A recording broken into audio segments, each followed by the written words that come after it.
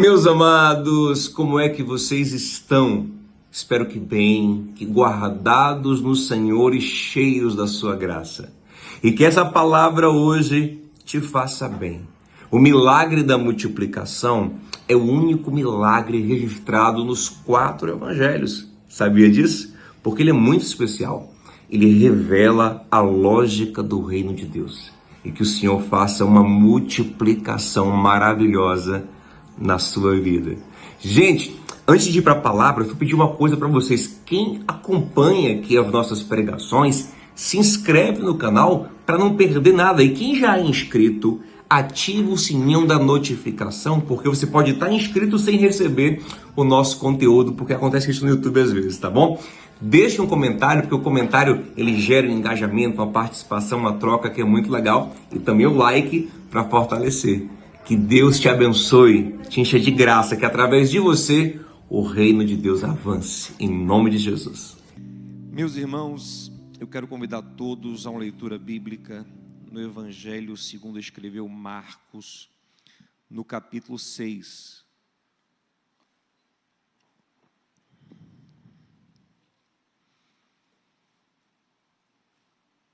A partir do versículo 30.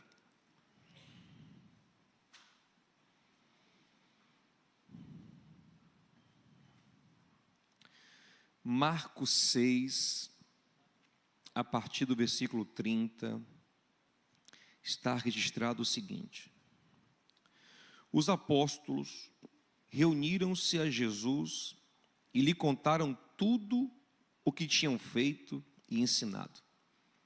Havia muita gente indo e vindo, a ponto de eles não terem tempo para comer. Olha como eles estão atarefados. Jesus lhes disse: venham comigo para um lugar deserto e descansem um pouco. Então foram de barco em particular a um lugar afastado, deserto. Mas muitos os reconheceram e os viram partir, de modo que correram a pé de todas as cidades, chegando lá antes deles.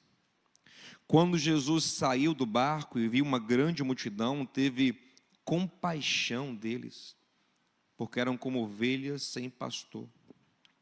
Então começou a ensinar-lhes muitas coisas. Já era tarde, por isso os seus discípulos aproximaram-se dele e disseram: esse é um lugar deserto, e já é tarde. Despede a multidão para que possam ir aos campos e povoados vizinhos comprar algo para comer. Ele, porém, respondeu: deem-lhes vocês mesmos algo para comer. Os discípulos disseram: isto exigiria 200 denários. Devemos gastar tanto dinheiro em pão e dar-lhes de comer? Ele perguntou: quantos pães vocês têm? Verifiquem. Quando ficaram sabendo, disseram: 5 pães e 2 peixes. Então Jesus ordenou que fizessem toda a multidão se sentar em grupos na grama verde.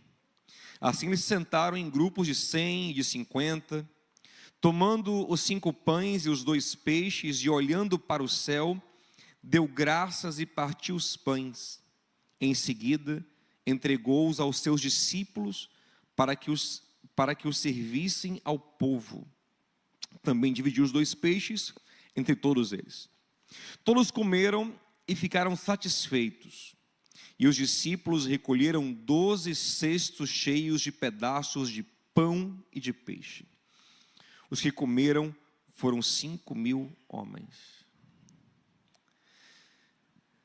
Meus amados irmãos, nós temos conversado aqui nas últimas quartas-feiras em que eu tive a alegria de ministrar a palavra sobre a realidade do reino de Deus, que nos abraça, que nos envolve, que nos convida, que nos enfrenta se estivermos na direção contrária. Essa é a grande realidade que se estabelece no mundo. Essa é a realidade final, é o destino da humanidade. O reino de Deus, que se manifesta na terra desde o princípio, mas que em Jesus ganhou dimensões estratosféricas, e tem nele mesmo Jesus a pedra fundamental. E como o Senhor revelou em Daniel, é um reino que começou numa pedra pequena, assim se manifestou Deus em Jesus, pequeno, um homem, mas que foi crescendo e encheu todo o mundo.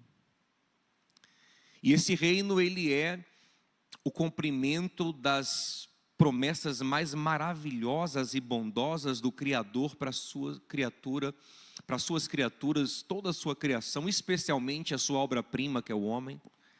Esse reino é a realização dos nossos desejos mais profundos e puros, desejos que talvez nós nem saibamos que temos, estão contemplados nesse reino, de forma que esse reino precisa ser a causa que nos apaixona, que nos arrebata, que toma o nosso coração. E se não tomou, é porque de fato ainda não entendemos o reino, ainda não tivemos revelação do reino. Jesus, em Mateus 13, conta duas pequenas parábolas sobre o reino de Deus, que revelam o que acontece com quem de fato encontrou o reino.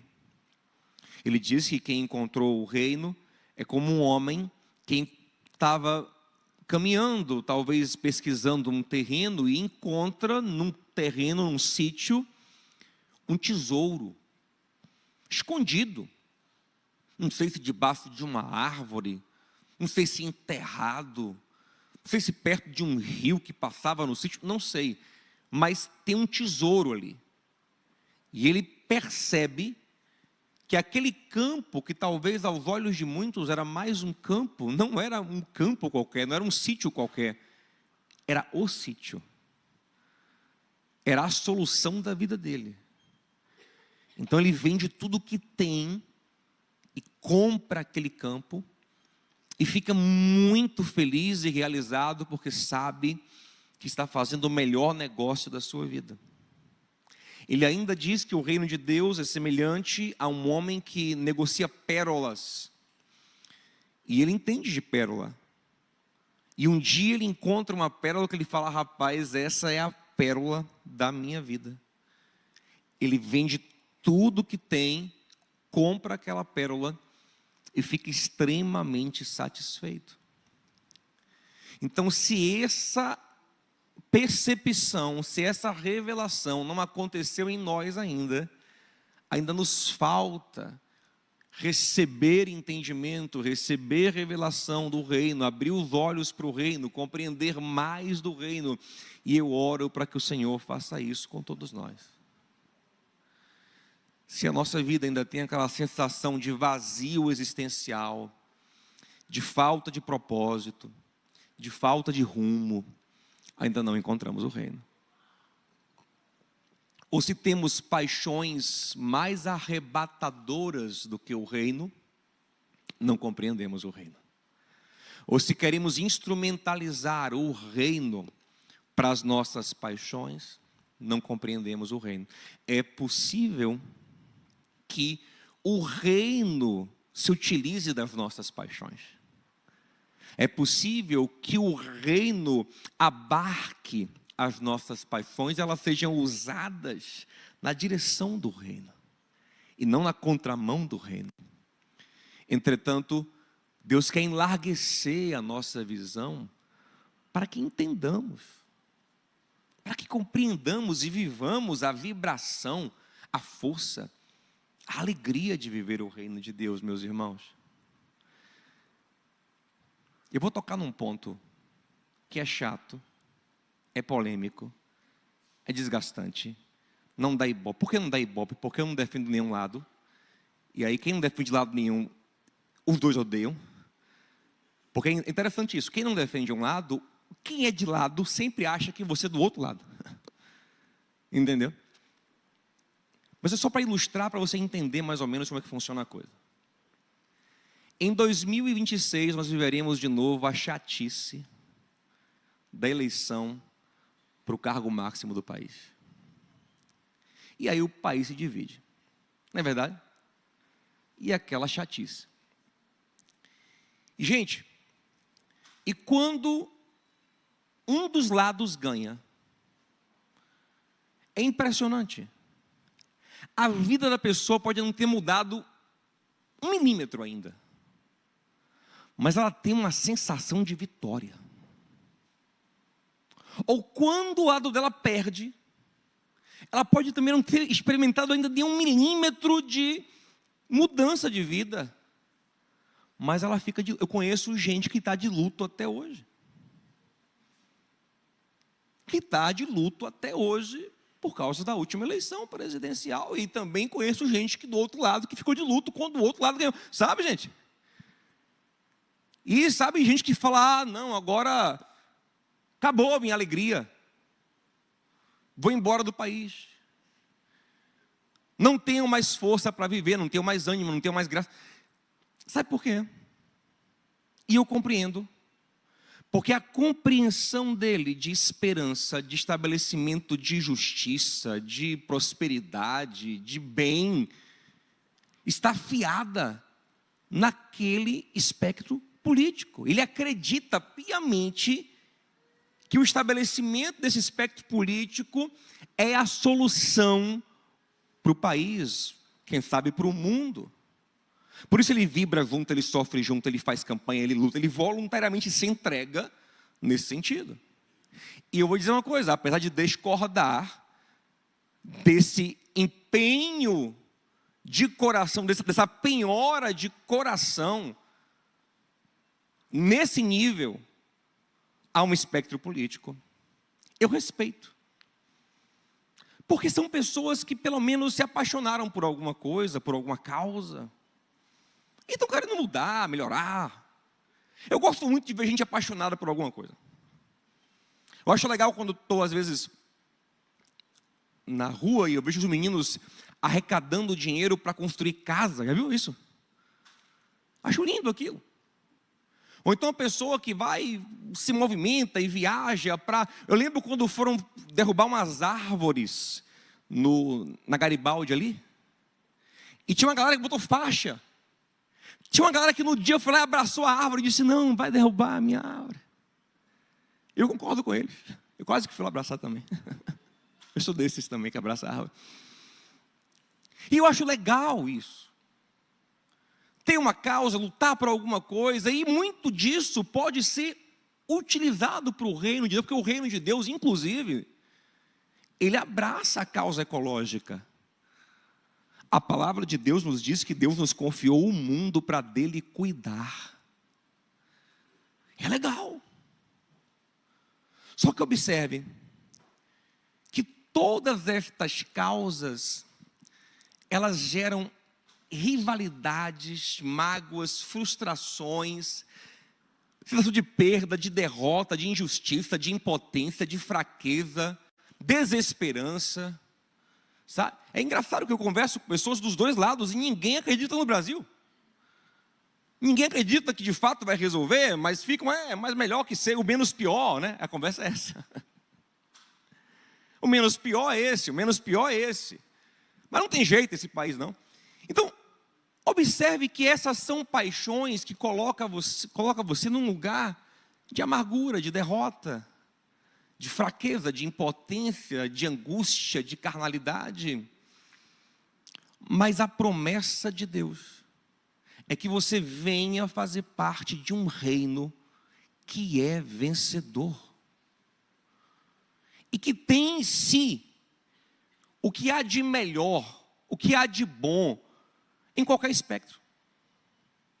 Se há algo bom em direita, se há algo bom em esquerda, se é bom de verdade, está contemplado no reino de Deus. Porque Deus é o Deus de todo bem, da graça, do amor, dos bons planos, dos bons propósitos. Então, eu estou aqui trabalhando, essa minha fala é super impopular. É super impopular. O que é mais popular é você abraçar um lado que a galera engaja com você e tipo, eu não estou afim de ser popular. Eu quero que você viva a verdade do reino de Deus. Então estou te convidando, mais uma vez, no nome santo de Jesus, se apaixone pelo reino de Deus. E o reino de Deus não vai te frustrar. O reino de Deus, Romanos 14, 17, ele é paz, Ele é justiça e é alegria no Espírito Santo. Ele vai te encher de paz, de justiça e de alegria. Mas pastor, o que é então viver o reino? A gente ficar aqui dentro da igreja, todo dia, cantando louvor e ouvindo pregação? Não. Isso aqui é para abastecer a gente, para a gente sair por aí iluminando o mundo, promovendo a única transformação que de fato muda o mundo, que é a transformação de coração. Semeando a palavra que transforma, compartilhando o Espírito que faz o homem renascer, que transforma por dentro, que liberta, que quebranta o pecador, que transforma. Porque a gente não pense que o que vai mudar o país é lei. Não é lei, nossa lei é boa. Nosso sistema jurídico é elogiado no mundo, ele é bem feito, ele foi bem elaborado, ele é recente, ele é novo. Foi bem pensado, foi inspirado no que há de melhor no mundo. E não muda. Porque se o coração é corrupto, a gente dá um jeito de fazer o mal, e de trapacear, e de contornar a lei. Não é lei que muda. O que muda é a transformação do coração.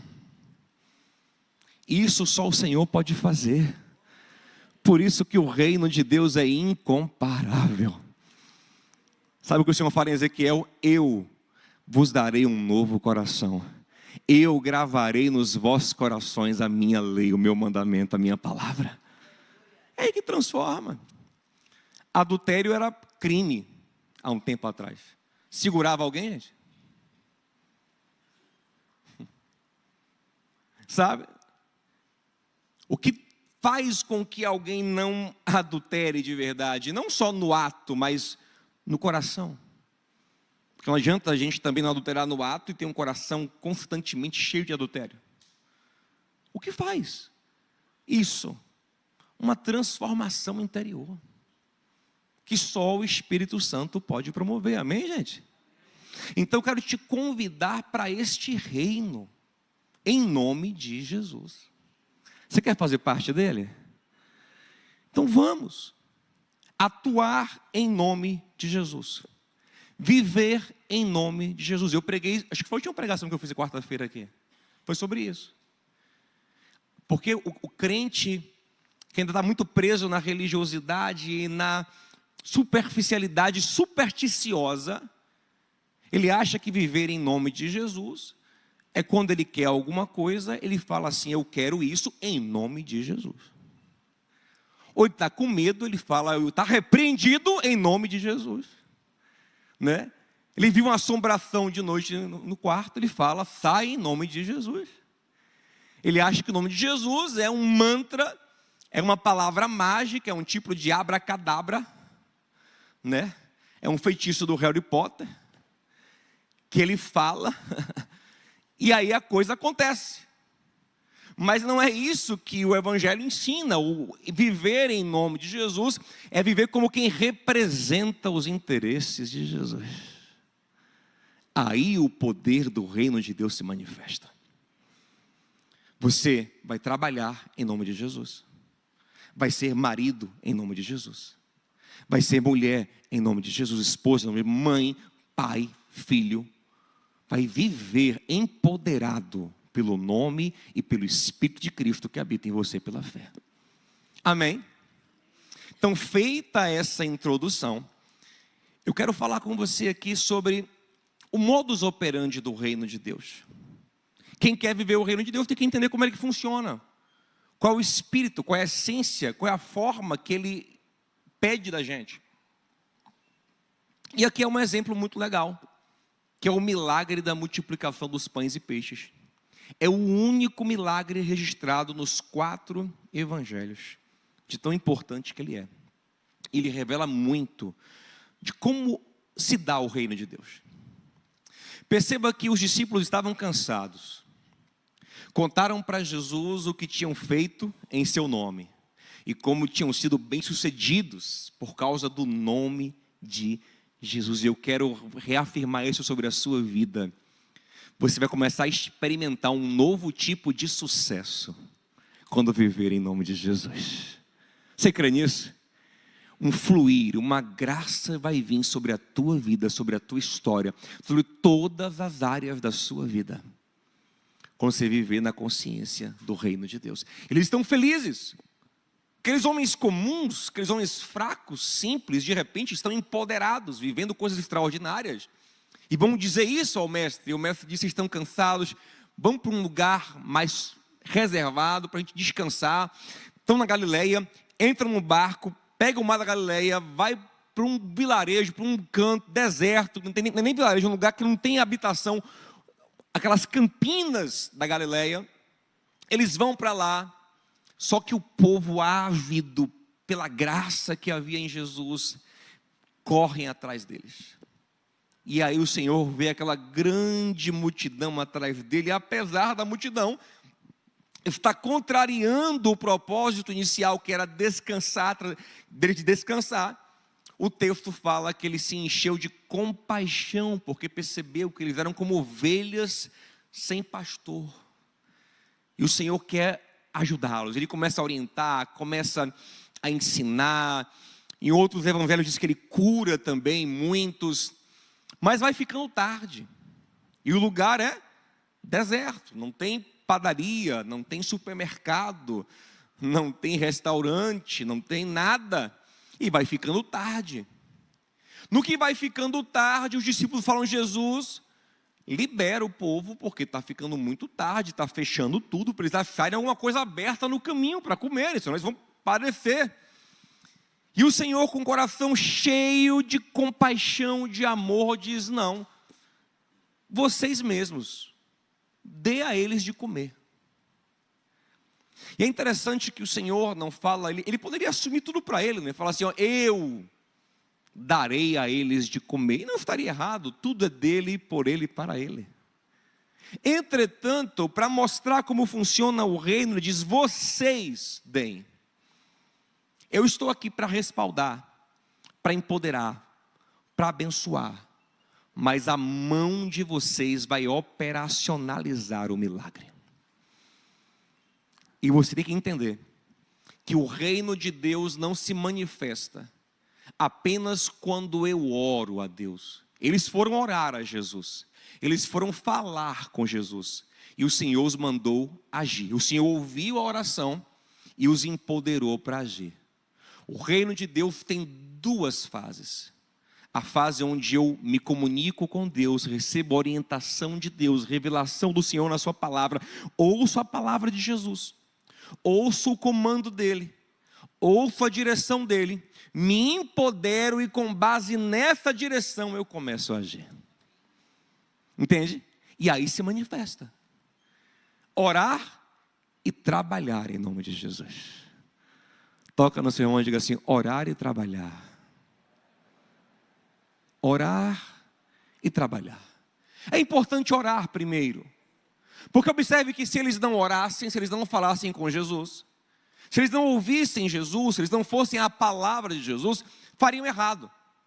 Se eles se antecipassem a Jesus, eles iriam contra o plano maravilhoso do Senhor, e diriam à multidão: ei gente, chega, vão embora, vão comer, está tarde. Estariam trabalhando, mas contra a vontade do Senhor, contra o lindo plano do Senhor. Por isso que é importante ao homem, antes de agir, buscar direção, aprender de Deus, agir fundamentado no Senhor, porque isso muda tudo. Pedro sabia bem disso, porque lá em Lucas 5 diz que uma vez, nos primeiros contatos dele com Jesus, Tiago e João também estavam ali. Eles tinham tentado pescar a noite toda sem sucesso. O Senhor então chega, primeiro prega, primeiro ensina. Quando acaba de pregar, diz a Pedro: vamos pescar. E Pedro diz: tentei a noite toda e não consegui nada, mas agora eu vou tentar de uma maneira diferente.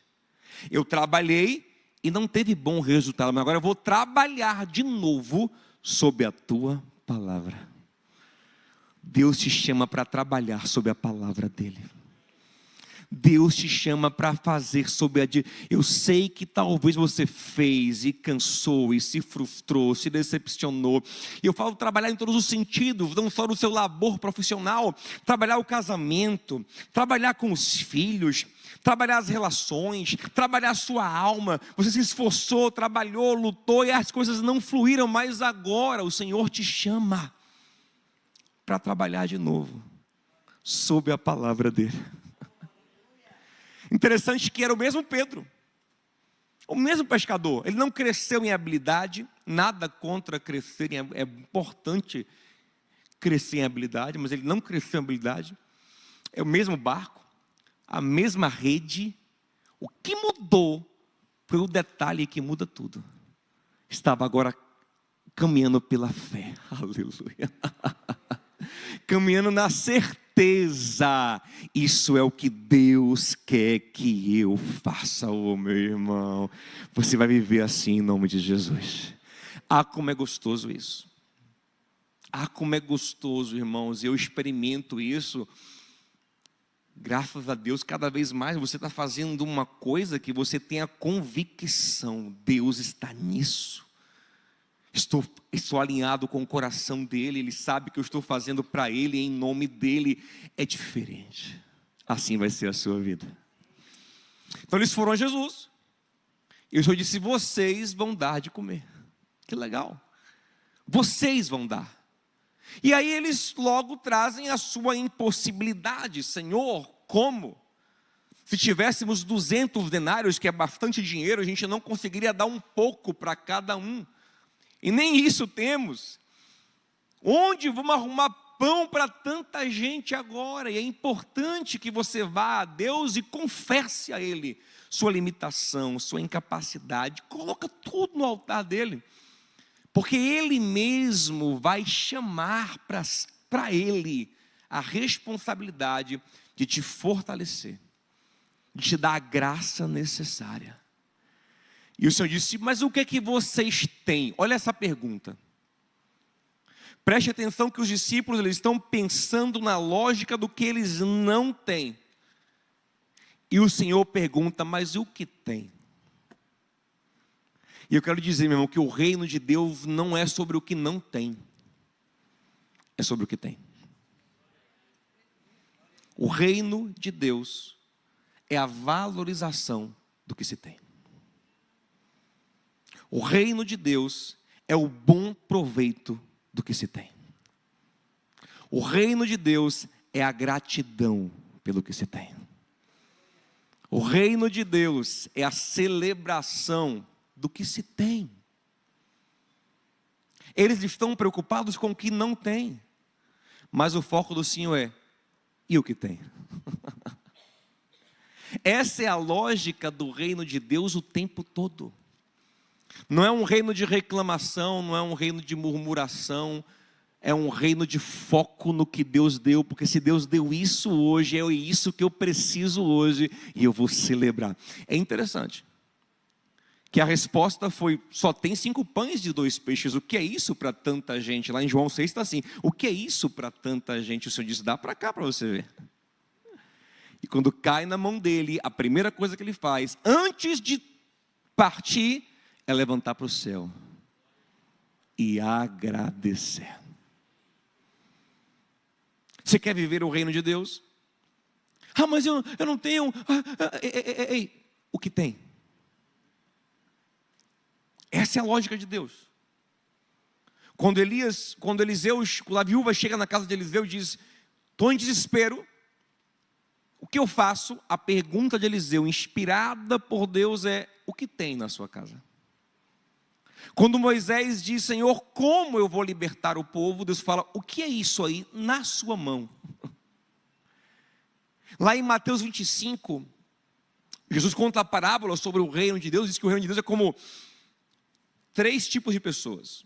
Umas que receberam mais, outras intermediário, outras menos. E esse homem que recebeu menos, ele se achou talvez ofendido, ele olhou para o Senhor como quem faz uma armadilha, como quem coloca um obstáculo, como quem é injusto.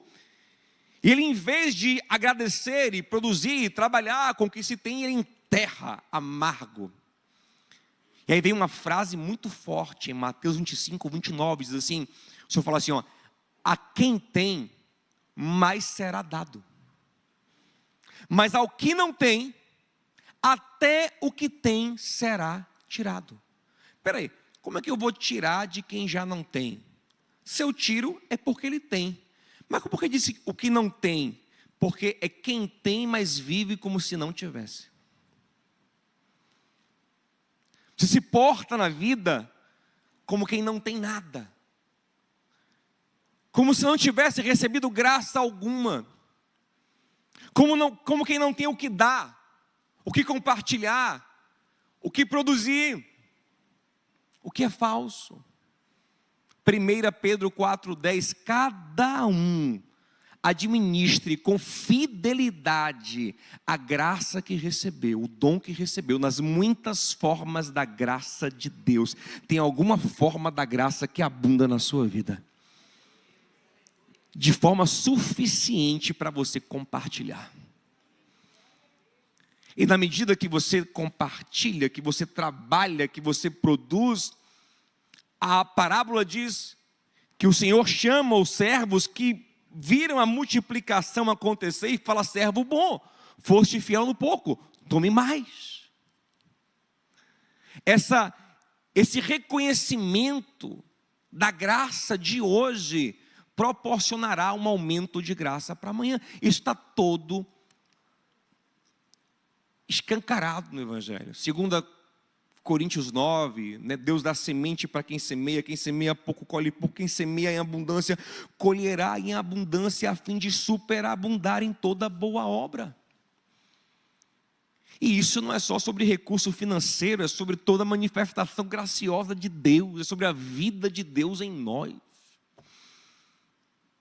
Mas a lógica do reino não é essa lógica de ingratidão, de murmuração, de reclamação. Vixe, deixa eu dar um conselho para vocês. Passa um dia sem reclamar. Vamos marcar o dia logo para você marcar. Amanhã você não consegue ainda, que você está viciado ainda, né? Feriado agora, é feriadão, sexta-feira. Vamos marcar esse dia, que dia 15, né? 15? Não, é sério, falando sério. Marca aí dia 15 de novembro, eu não vou reclamar de nada. Vai ser um dia que eu vou passar o dia praticando 1 Tessalonicenses 5:8? É 8? Em tudo dai graças, porque essa é a vontade de Deus em Cristo Jesus. Colossenses 2:7, vivam transbordando de gratidão. Eu vou passar o dia focado na graça que foi derramada na minha vida. Eu vou acordar e vou dizer, glória a Deus que eu tive uma cama para dormir. Graças a Deus por esse ventilador, ou quem sabe um ar-condicionado no meu quarto. Graças a Deus pelo meu celular, pelo café da manhã, pela saúde para tomar meu café da manhã. Graças a Deus por ter com quem dividir a minha vida. Esse marido aqui é uma bênção, abençoado. Graças a Deus por essa esposa, por esses filhos. Ei, isso não é ser alienado. Não é fechar os olhos para o que ainda tem que mudar, melhorar e avançar. Mas é focar na graça.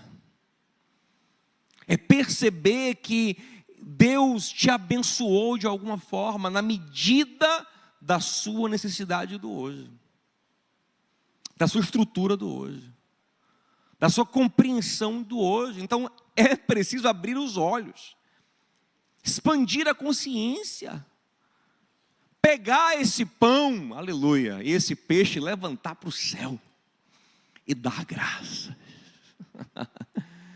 Interessante, ó, que o pão e o peixe vieram através de um garoto, como está em João capítulo 6. Quando a minha consciência se expande, eu começo a entender que Deus tem muitas formas de fazer a graça dele ser derramada em minha vida, e eu passo a não desprezar nada nem ninguém. Porque às vezes, onde menos se espera, Deus manifesta o favor dele. Eu passo a ser humilde, passo a ser prudente, passo a não desprezar nada nem ninguém. Jesus poderia estar revoltado com aquela multidão, porque será que só um garoto tinha boa comida, gente? Eu acho difícil. 5.000 homens, fora mulheres e crianças, algum lanchinho alguém tinha ali.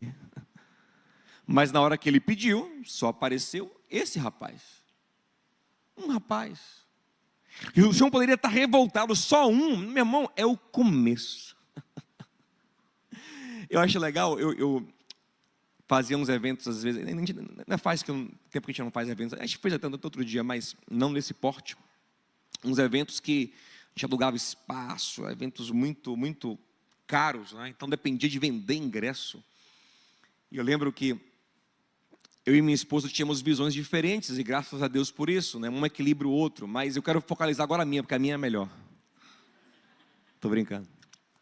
Mas ela olhava assim, e ela dizia, tipo assim, lançou o evento tem que vender 1.000 ingressos, 1.500, 2.000, ela dizia, só vendeu 10. Eu dizia, uou, já vendeu 10? Né? Se tem 10 que quer, tem 15. Se tem 15, tem 20. Né? Então assim, isso é uma coisa que graças a Deus eu desenvolvi. Então, meu irmão, olha que coisa maravilhosa, de repente você não tinha nada, tem 10. De repente não tinha porta, se abriu. Tem gente que o sonho é estudar. Deus abre a porta da faculdade, do curso, no primeiro dia está reclamando do professor. É ruim. Tem que beber, a aula é cedo. Os colegas são chatos. Só tem gente metida na sala. Pelo amor de Deus, você que é chato, meu irmão. Você que é ingrato, você que é amargo. Diga, meu irmão, glória a Deus. Ontem eu queria, hoje essa porta se abriu. Você dá graça e aquilo vai se multiplicando. O Senhor, deu graças. Porque o reino é assim. É o foco, a gratidão, a celebração do que se tem. Ele deu graças.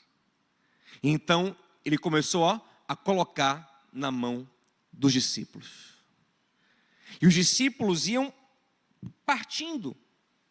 Observe que não é um milagre que aconteceu todo de vez.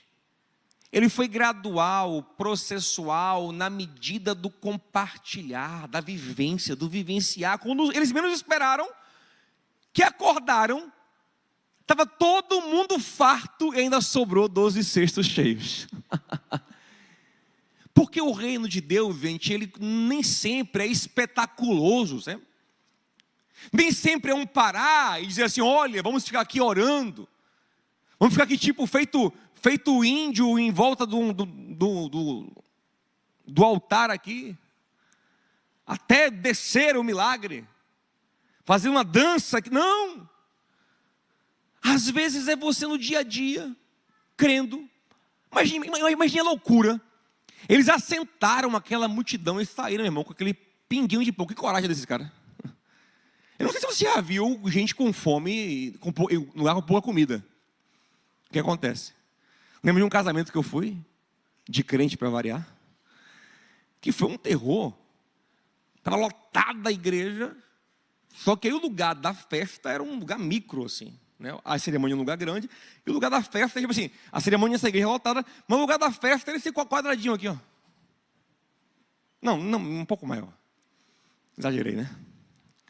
Mas um pouquinho maior assim. Aí todo mundo assim apertado. E aí, meu irmão, vinha de uma cozinhazinha lá, uns garçons, poucos, com uma bandejinha assim. Meu amigo, parecia eu não sei nem explicar o que era aquilo, meu amigo. Era coxinha, salgadinho pelo meio dos dedos assim, caindo. Uma cena de filme de terror. Sabe o que a galera falou? Não, eu fui, passei horas, não, eu vou comer alguma coisa. Aquela galera naquele espírito assim. Agora imagine essa multidão sem nada por perto, sem expectativa de comida, vendo, ó, 12 caras, cada um com um pedaço de pão na mão, assim, ó. Meu amigo, é muita fé. Esse cara podiam ser pisoteados. É muita fé. Mas o reino de Deus é sobre isso, é sobre você pegar o seu pouco, dizer, olha, eu vou servir. Onde isso vai dar, eu não sei. Aí de repente você vê no dia a dia a coisa fluindo, acontecendo, Deus acrescentando, Deus abençoando. Quando você acorda, não só você realizou algo significativo na vida, como sobrou, como nada lhe faltou, e ainda você foi canal de bênção para muita gente. Mas tudo começa com um coração cheio de compaixão, que se move por um propósito maior, que se move por fé. O reino de Deus não é sobre uma vida autocentrada, egoísta, medrosa. Sabe, porque se fosse sobre uma vida carnal, cada um escondia seu pão, cada um comia o seu rápido. Não, eles estão repartindo, eles estão crendo que essa é a vontade de Deus.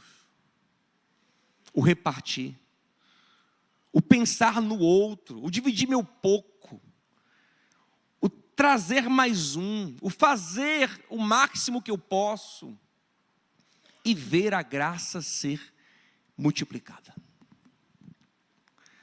Se essa consciência tiver em nosso coração, se prepare, porque em tudo Deus te fará crescer.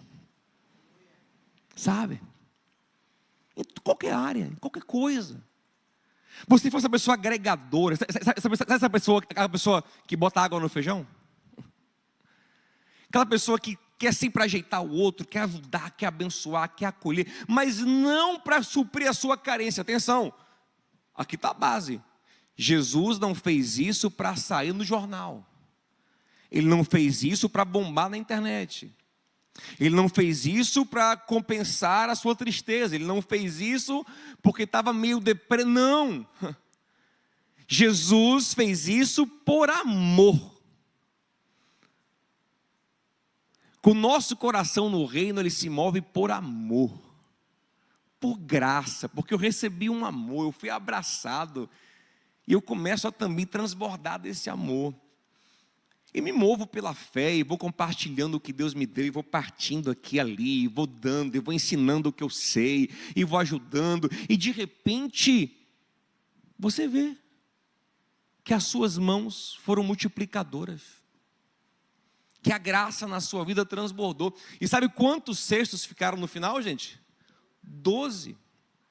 Eram 12 discípulos, 12 tribos de Israel. E o Senhor falando assim, ó, eu tenho para todos.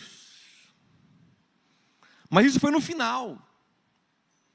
No início eles não viram isso. No início eram 5 pães. No final foram 5.000 homens, fora mulheres e crianças, que dá uns 10.000, alimentados, e mais 12 cestos que sobraram. Ei, quando a sua consciência se expandir, se dilatar na compreensão do reino, é isso que vai acontecer na sua vida. Multiplicações, transformações de ambientes, agregações de pessoas que você nem imagina. Porque também há quem queira brilhar sozinho, né? Sou eu quem faço. Para com isso. O reino é plural, o reino é coletivo, o reino é comunitário. Amém, gente?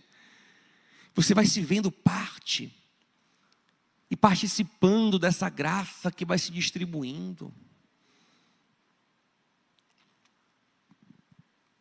Eu encerro dizendo o seguinte: sabe qual seria o símbolo mais característico do não reino de Deus, mas do reino carnal? Seria o discípulo falar assim, ó, só tem 5 pães aqui que eu peguei de um otário aqui. 5, o menino deu aqui, ó. Ele deu porque ele quis. 5 aqui, cada um aqui come um pedacinho aqui, viu? Se fosse homem, nem dava Judas. Judas é meio avarento, viu? Nem dava a ele não, porque ele não divide com ninguém. Vamos dar menos a ele aqui, cada um fica na sua. Não, é justo, cada um por si, que nada. O pessoal aí veio para cá, a gente veio descansar e vai atrás da gente aqui. Nada, sabe? É esse pensamento revoltado, amargo, escasso, mesquinho, onde eu penso na minha vida, na minha sobrevivência. É por isso que o chamado do Senhor no reino de Deus é o seguinte, ó, não se preocupem com a vossa subsistência, busquem em primeiro lugar o reino de Deus e a sua justiça, e tudo vos será acrescentado.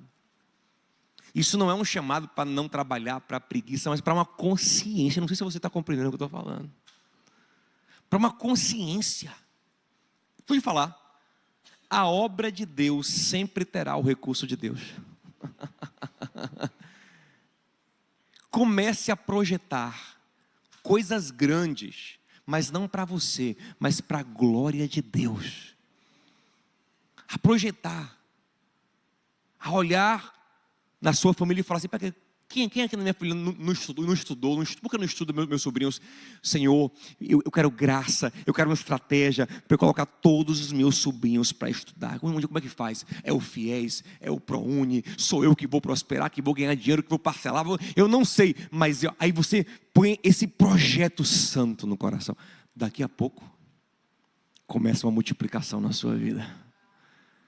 Você fala assim, rapaz, espera aí, meus funcionários aqui, ninguém tem uma casa própria ainda, ninguém, não, eu vou fazer alguma coisa, vou me mover, eu vou lutar, eu vou buscar, eu vou ajudar. Meu projeto de vida é toda a minha equipe ter uma casa própria. Coloca essas coisas no coração. Não, peraí, eu conheço aqui a igrejinha aqui do bairro, não tem recurso, não. Você começa a orar e a projetar. Grave esse versículo para a gente encerrar. Isaías 32, 8. No versículo anterior diz assim, que os egoístas, eles vão de mal a pior. Mas o 8 fala assim, o liberal ou o nobre projeta coisas nobres ou coisas liberais, e por sua liberalidade ou nobreza em outra versão, ele permanece firme. Deixe o seu coração ser tomado dessa consciência, desses sonhos de matar outras fomes, de alimentar outros, de abençoar outros, de ajudar outros. Ainda que você não tenha às vezes alguma coisa, mas você pode trazer para o outro, traga. E Deus vai suprir a sua necessidade. Deus vai te abençoar, amém? Fique em pé comigo em nome de Jesus, vamos orar junto.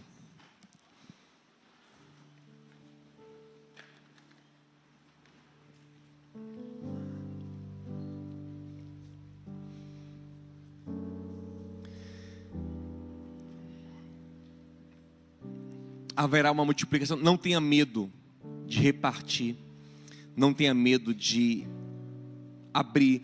Pastor, se eu ensinar o que eu sei, então eu vou ter concorrências. Não, fica tranquilo, não retenha, não, libere. Deus vai superabundar a graça na sua vida. Mas se eu abrir a porta para ele depois pode ser ingrato comigo. Meu irmão, o seu papel é dar, é abençoar, é deixar as suas mãos serem instrumentos de Deus por compaixão. O reino de Deus, Ele nos chama para esses projetos onde no dia a dia a gente se vê matando fomes físicas e emocionais e espirituais. No dia a dia a gente vai entregando, a gente vai se dando, a gente vai se partindo. Isso aqui foi uma pré-ceia, foi uma ceia para a multidão, mas no auge da ceia, Jesus disse: eu estou partindo esse pão como um símbolo do meu próprio corpo, que eu vou partir por amor de vocês. Esse é o ápice do reino. onde eu parto a minha essência, onde eu me entrego completamente, mas nisso eu sou multiplicado. Por isso, por sua morte de cruz, Ele vive em todos nós. Ele é o Rei dos reis e Senhor dos senhores. Ele é o nome que está acima de todos os nomes. A consciência do reino me tira o medo de entregar, de dar, de repartir, de ser instrumento de Deus para abençoar. Deixa eu te falar uma coisa. Você nem sabe, você não sabe fazer o que é necessário, mas Deus usará a sua mão. E quando você for colocando a mão na massa no reino de Deus, as coisas vão começar a fluir, e Deus vai te aperfeiçoar, e vai te capacitar, e vai te dar graça, e você vai dizer, nossa, como? A gente tem coisa que eu falo assim, rapaz, como, da onde? Eu não entendo. Quando eu olho assim, meu Deus, um cesto cheio aqui, que isso? Assim vai ser com você, no nome do Senhor Jesus. Tem organização, tem planejamento? Claro que tem. O Senhor mandou ele sentar todo mundo organizadinho, planejou. Sim, tem ordem, sim, você planeja assim, mas você se move pela fé, você planeja pela fé, você organiza pela fé. Amém, gente? Nada é na carne, no egoísmo, nada é por medo. Deus nos chama para alimentar o mundo, não só com pão físico, mas com pão vivo. Ainda que você tenha as suas fomes, creia nisso, que nesse compartilhar, Deus vai te encher de graça. Graça para a família dos outros, para o casamento dos outros, para os filhos dos outros. Deus vai te encher de graça. E essa graça vai transbordar sobre a tua vida. Amém? Eu quero orar com você. Eu queria que você pedisse ao Senhor que abrisse os seus olhos para o que você já tem hoje, para que você agradeça o que já tem e passe a compartilhar isso, a valorizar isso, a celebrar, a trabalhar com isso. Vamos cantar uma oração da canção, com os irmãos prepararem e orar juntos. Guardada no meu coração, pra eu não pecar contra ti, Senhor. A tua palavra escondi, minhas vestes no sangue lavei, e das tuas águas bebi, pra ser uma oferta agradável a ti. Minha vida a ti consagrei. Meus dons e talentos são pra te servir. Meus dons preciosos são teus. Não vejo razão pra minha vida sem ti. Tu és meu Senhor e meu Deus. Assim como fogo refina. Oh Senhor, vem Senhor. Vem tua obra em mim completa. Amém, Jesus. Até que o mundo possa ver tua glória em meu rosto brilhar. Como o Senhor levantou aqueles poucos pães e deu graças, levante algo ao Senhor em oração agora. Dê graças, diga: Senhor, eu te dou graças por essa porta, por essa provisão, por esse dom, por essa relação. Senhor, eu quero a partir disso glorificar o teu nome, quero te servir, quero compartilhar. Eu sou grato ao Senhor, aleluia. Eu entendo que foi o Senhor que me deu, eu quero celebrar, eu quero me alegrar.